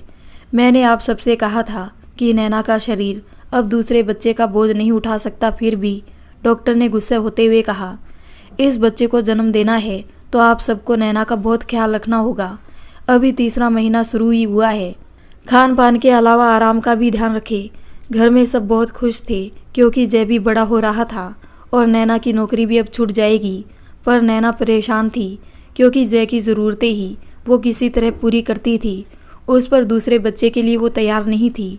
उसने डॉक्टर से बात की, मगर डॉक्टर ने परिवार के खिलाफ जाकर उसकी सहायता करने से मना कर दिया। नैना ने विद्यालय जाना नहीं छोड़ा, पर एक दिन ज़्यादा तबीयत खराब होने से वो विद्यालय नहीं गई। उसने सोचा कि फ़ोन करके बता देती हूँ। बहुत ढूंढने पर भी फ़ोन नहीं मिला। मेरा फ़ोन यहीं रखा था मेरे कमरे में, अब नहीं है। किसी ने देखा क्या? नैना ने पंकज और सासू माँ से कहा, हम क्या तुम्हें चोर नज़र आते हैं? तुम जानो तुम्हारा फ़ोन, सासू माँ ने जवाब दिया। नैना ने हर जगह ढूंढा पर नहीं मिला। तबीयत ज़्यादा खराब होने से नैना थक कर सो गई। सासू माँ ने आकर जगाया, 9 बज रहे हैं, खाना क्या तुम्हारे पिताजी आकर बनाएंगे? मेरी तबीयत ठीक नहीं है, मैं नहीं बना सकती आज, नैना ने कहा। तुम अनोखी थोड़ी ना बच्चे पैदा कर रही हो, हमने भी 5 बच्चे पैदा किए हैं, पर ऐसी नौटंकी नहीं दिखाई कभी। जाओ जाकर खाना बनाओ, हमारी भी तबीयत ठीक नहीं है, कहकर सासू माँ कमर पर हाथ रखकर गहराने लगी। हाय ये कमर दर्द, उन्होंने बाम लगाते हुए कहा। नैना ने उठने की कोशिश की, पर चक्कर आने की वजह से वापस लेट गई। मम्मी जी, मैं आज नहीं बना पाऊंगी, मैं बिल्कुल भी उठ नहीं पा रही। आजकल की बहुएं, हे ईश्वर, पता नहीं इनकी माँ इन्हें क्या सिखाकर भेजती है। बस बहाने बनाओ और पड़े रहो। बड़बड़ाती हुई सासू माँ वहाँ से चली गई। नैना भी सो गई। नींद खुली तो 11:30 बज चुके थे। नैना ने उठकर पानी पिया।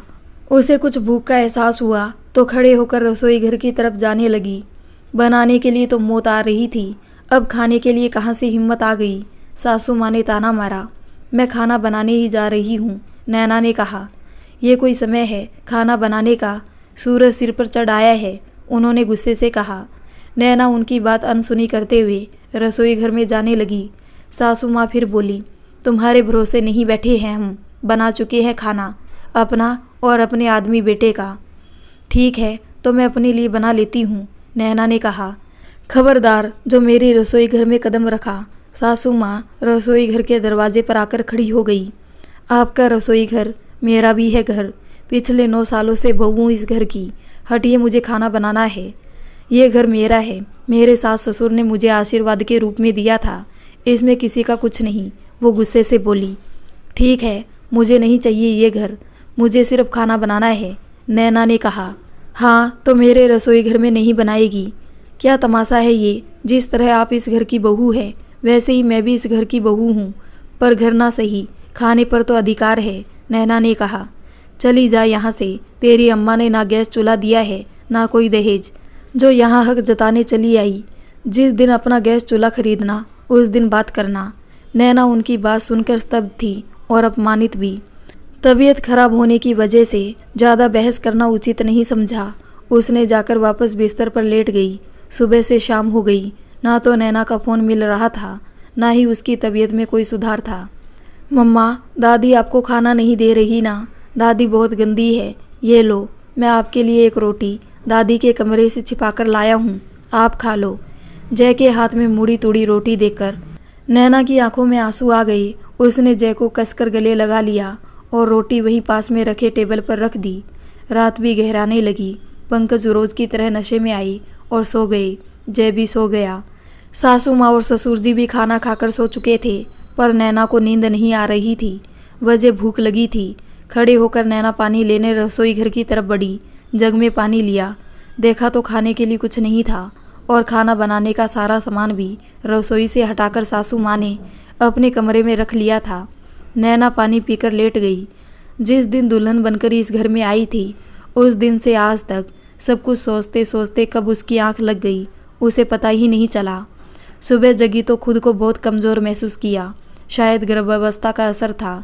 नैना ने पंकज को सारी बात बताई। हाँ तो हम क्या करें इसमें, मम्मी जाने तुम जानो, पंकज ने कहा। और तुम्हें कुछ मतलब नहीं है मुझसे, मैं मरूँ या जीऊँ? अगर ऐसा ही था तो फिर ये बच्चा भी क्यों, एक ही काफ़ी था। मुझसे बेमतलब की बातें नहीं करना समझी।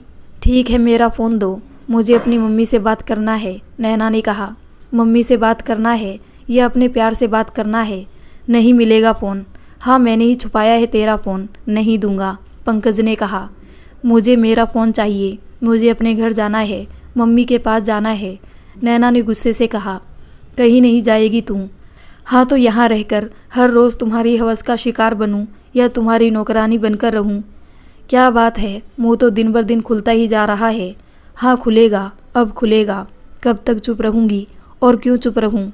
शादी के 9 सालों में 9 घंटे भी बात नहीं हुई हमारी। एक हवस और मारपीट के अलावा दिया ही क्या है तुमने मुझे? नैना भी गुस्से में थी। अच्छा कुछ नहीं दिया, साली पड़ी पड़ी खाएगी और मुंह चलाएगी। मेरी माँ को क्या नौकर समझ कर रखा है? कहते हुए पंकज ने नैना पर लात गुस्सों की बरसात कर दी। नैना ने खुद के बचाव में कमरे में पड़ा जय का बैट उठा लिया। खबरदार जो अब हाथ भी लगाया, नैना ने गुस्से से कहा।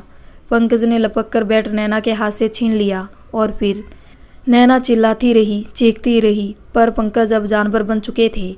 फिर नैना दर्द से कहरा उठी। नैना उस दिन भी भूखी प्यासी दर्द से कहराती हुई पड़ी रही। कोई पास तक नहीं आया। दिन भर रोती रही, पर गर्भवती होने के कारण शाम को जब भूख बर्दाश्त नहीं हुई तो नैना ने जय की लाई रोटी, जो लगभग सूख चुकी थी, खाने लगी। आंखों से आंसू बह रहे थे और रोटी खाती जा रही थी। उसे स्मरण हो आया कि कैसे पापा उसे खुद अपने हाथों से खाना खिलाते थे, बिना घी की दाल। अगर कभी मम्मी दे दे तो पापा कितना गुस्सा करते थे। आज नैना सूखी रोटी चबा रही थी, वो चबाकर पानी पिया और फिर लेट गई। उधर 2 दिन से नैना की कोई खबर ना मिलने से राजीव भी परेशान थे। नैना के विद्यालय फ़ोन किया तो पता चला कि वो 2 दिन से नहीं आई। राजीव अब घबरा गए। उन्होंने अपने एक परम मित्र तरुण, जिसे राजीव और नैना के प्रेम की खबर भी थी, को फ़ोन किया और नैना के बारे में सब पता करने को कहा। इधर राजीव ने रूपल को भी नैना के घर जाकर सब कुछ पता करने के लिए कहा। मम्मा उठो, मैं आपके लिए बिस्किट लाया हूँ।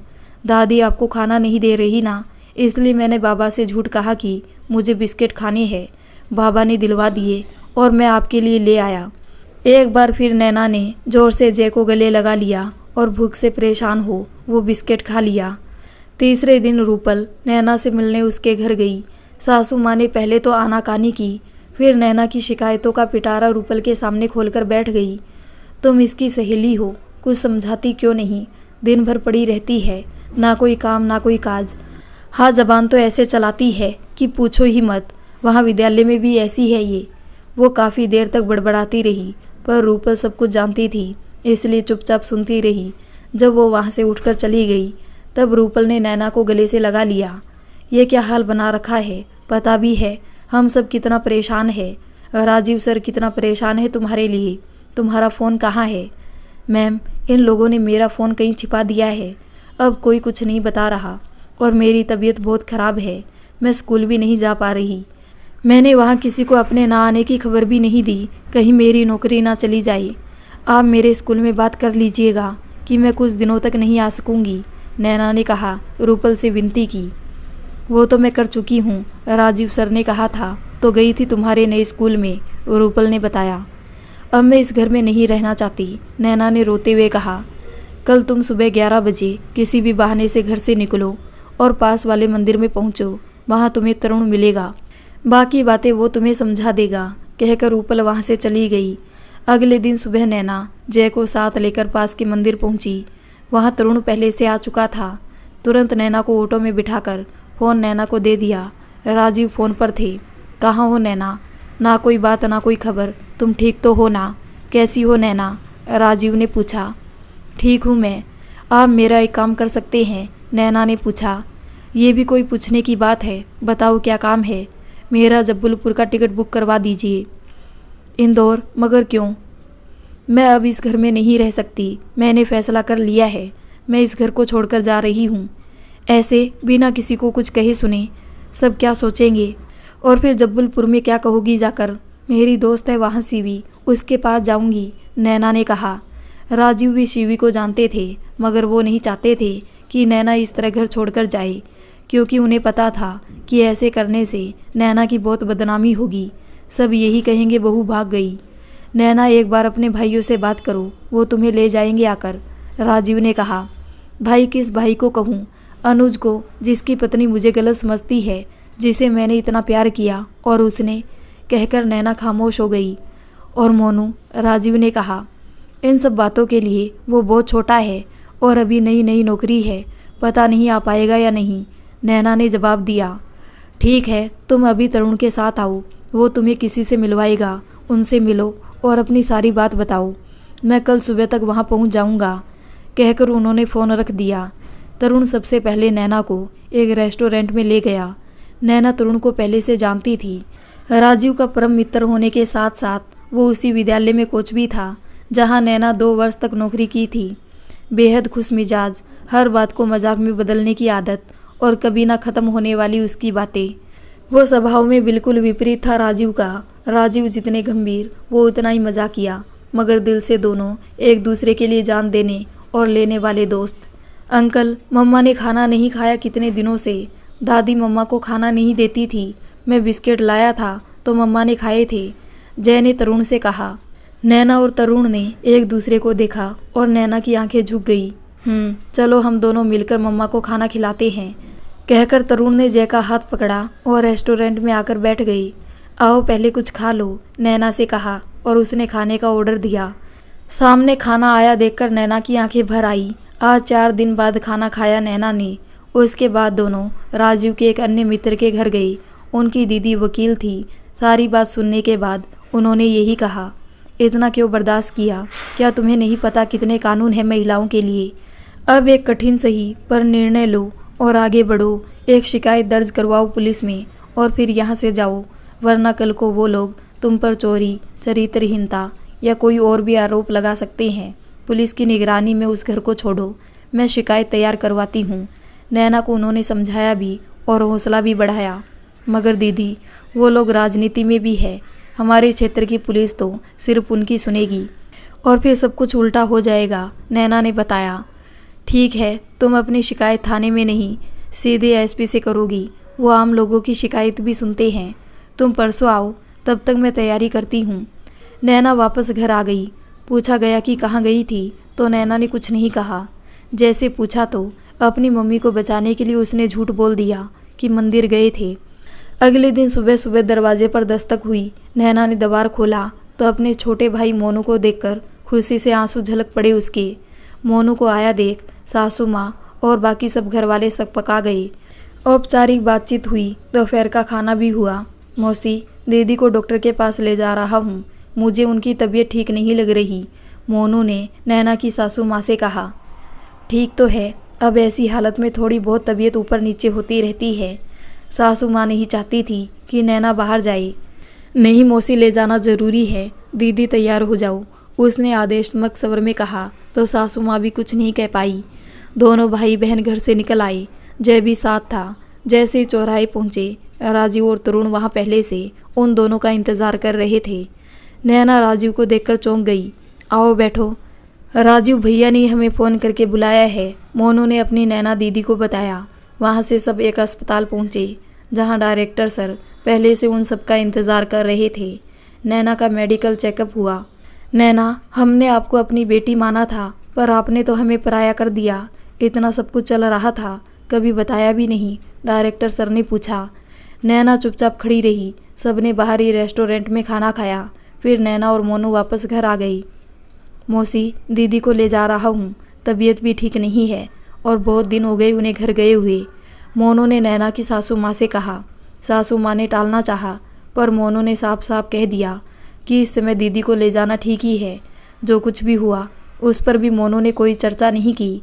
हालांकि नैना की सासू नैना से भी बहुत सारी शिकायतें करती रही, पर वो चुपचाप सुनता रहा, क्योंकि वो भी अपनी दीदी को उनसे बेहतर जानता था। अगले दिन सुबह सुबह दोनों भाई बहन निकल गए। थोड़ी दूर पर फिर राजीव और तरुण मिले। शिकायत पत्र लेकर सब एसपी ऑफिस पहुंचे और सारी बात उनके सामने रखी, मेडिकल रिपोर्ट के साथ। एसपी ने उन्हें उचित कार्रवाई का आश्वासन दिया। उन्होंने नैना की शिकायत सीधे क्षेत्रीय अधिकारी के पास भेज दी और नैना को जाकर उनसे मिलने के लिए कहा। फिर सब क्षेत्रीय अधिकारी के पास गए, उन्हें सारी स्थिति से अवगत करवाया। उन्होंने नैना को बेटी की तरह मानकर उसे तत्काल कार्रवाई का भरोसा दिया, पर नैना ने कहा कि वो कोई कार्रवाई नहीं चाहती। अब उसे सिर्फ मुक्ति चाहिए, उस परिवार से मुक्ति, वो भी हमेशा के लिए। देर शाम राजीव ने नैना और मोनू को स्टेशन छोड़ा और फिर दोनों चले गए। नैना अब अपनी माँ के पास आ गई। माँ अपनी बेटी को काफ़ी देर तक गले से लगाए ढांढस बंधाती रही। नैना के लिए तो अपनी माँ का साथ ही काफ़ी था। आज नैना उस नरक जैसे घर को, उस जिंदगी को सब कुछ छोड़कर आ गई थी। नैना सब कुछ छोड़कर अपनी माँ के घर आ गई। वो उस दर्द की दुनिया से दूर निकल आई। अपनी माँ के आंचल के छाँव में प्रिया, नैना की भाभी, अपने मायके गई हुई थी। इधर नैना अपने भाई के साथ मम्मी के पास आई। उधर पुलिस पंकज के घर पहुंच गई। सब तरफ हंगामा मच गया। सारे रिश्तेदारों के फ़ोन नैना के पास आने लगे।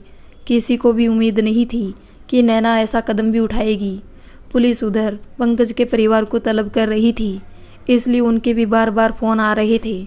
पर अब नैना किसी से बात नहीं करना चाहती थी। उसे जो करना था वो कर चुकी। इधर शिवी को जब पता चला तो उसे बहुत खुशी हुई कि देर से सही नैना ने सही निर्णय ले ही लिया। उसने नैना से बात की और उसकी हिम्मत बढ़ाई। मगर नैना के ससुराल वाले भी कहाँ इतनी जल्दी हार मानने वाले थे। अब उन्होंने राजनीतिक दांव खेला। नैना की भाभी प्रिया के दूर के चाचा, जो कि नैना के सगे नंदोई है, जिनका जिक्र मैंने कहानी में पहले भी किया है, उन्हें जेठ जी प्रिया की मम्मी के पास भेजते हैं और फिर दोनों मिलकर एक नया षड्यंत्र रचते हैं। प्रिया की माँ नैना के भाई अनुज को कहती है कि अगर नैना मायके में रहेगी तो उनकी बेटी उस घर में नहीं आएगी। वो नैना को वापस ससुराल भेजने के लिए कहती है, पर अनुज इस बात से साफ इनकार कर देता है। जिसके बाद प्रिया की मम्मी अनुज को धमकी देती है कि अगर नैना अपने मायके में रहेगी तो प्रिया दोबारा उन पर दहेज उत्पीड़न का केस लगा देगी और नैना, अनुज एवं उसकी मां को जेल भिजवा देगी। अनुज जानता था कि तार कहां से कहां जुड़ रहे हैं और वो ये भी जानता था कि अगर नैना दीदी यहाँ रही तो प्रिया की मम्मी सच में केस कर देगी या यूं कहे कि किसी भी हद तक जा सकती है। अनुज मजबूर था, आज ना चाहते हुए भी उसे मम्मी से कहना पड़ा कि दीदी को वापस भेज दो। अनुज नैना से पहले से ही बात नहीं करता था, इसलिए मम्मी से कहा। मम्मी को जब सारा मामला पता चला तो वो भी मजबूर हो गई। बेटे और बहू के खिलाफ करती भी क्या वो। अनुज कह रहा है कि तुम वापस चली जाओ। मम्मी ने नैना को बताया, जो कदम बाहर निकल गए वो अब वापस नहीं होंगे। मम्मी, मैं उस घर में अब कभी नहीं जाऊंगी, नैना ने कहा। मम्मी ने नैना को रोते हुए सारी बात बताई और कहा, चलो हम चलकर कहीं और रहेंगे, इन सब से बहुत दूर। मेरी पेंशन और थोड़ा बहुत तुम्हारी कमाई से हम मिलकर खर्चा चला लेंगे। मम्मी ने दुखी मन से कहा, मम्मी, बेटी के 2 घर होते हैं, एक मायका और एक ससुराल। ससुराल के दरवाजे मैं खुद बंद कराई और मायके के मेरे लिए बंद हो गए। मैं क्या करूं मम्मी, अब मैं कहाँ जाऊंगी? नैना ने रोते हुए कहा, बहुत बड़ी दुनिया है बेटा, कहीं ना कहीं सिर छुपाने को जगह अवश्य मिलेगी और मैं तुम्हारे साथ चलूंगी, परेशान मत हो। मम्मी ने भी दुखी मन से कहा।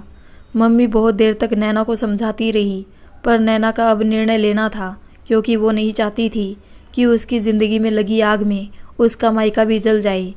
अगले दिन नैना ने अपना सामान लिया।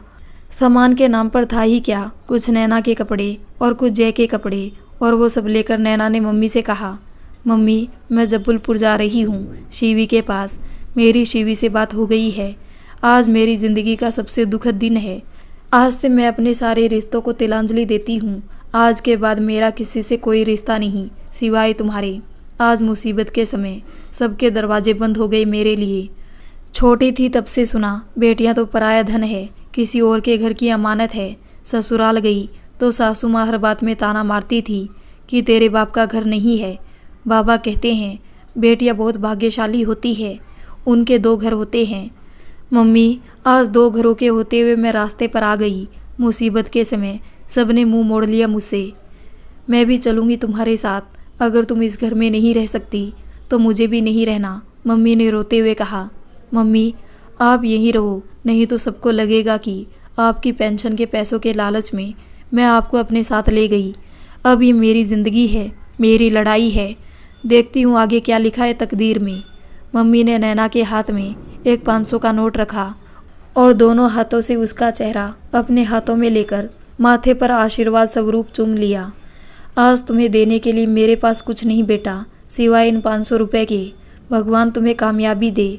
मम्मी अब फपक कर रो पड़ी। पापा हमेशा कहते थे ना कि तुम मेरी बेटी नहीं बेटा हो। अब बेटे की तरह जीना है मम्मी, जा रही हूँ मम्मी, न जाने कब मिलना हो, कहकर नैना चली गई। शिवी ने नैना का टिकट करवा दिया था। ट्रेन से नैना जबलपुर पहुँच गई। शिवी नैना की स्कूल की सहेली थी। नैना जबलपुर तो पहुँच गई, पर अब करेगी क्या? एक तो नैना गर्भवती, ऊपर से जय की जिम्मेदारी भी। शिवी जो कि एक बहुराष्ट्रीय कंपनी में कार्यरत थी, अभी अविवाहित है। शिवी के बारे में विस्तार से चर्चा हम अगले भाग में करेंगे, मगर हाँ, वो भी अपने परिवार का खर्चा किसी तरह उठा रही थी, इसलिए 3 प्राणियों का और खर्चा उठाना उसके लिए असंभव था। निर्णय कठिन था, शायद बहुत कठिन, पर निर्णय तो लेना ही था अपने एक बच्चे की भविष्य की खातिर। आज एक माँ ने दूसरे बच्चे का बलिदान दे दिया।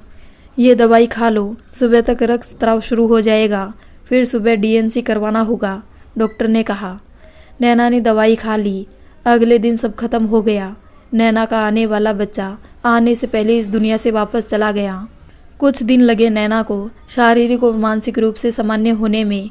इसमें शिवी और राजीव ने उसका पूरा साथ दिया।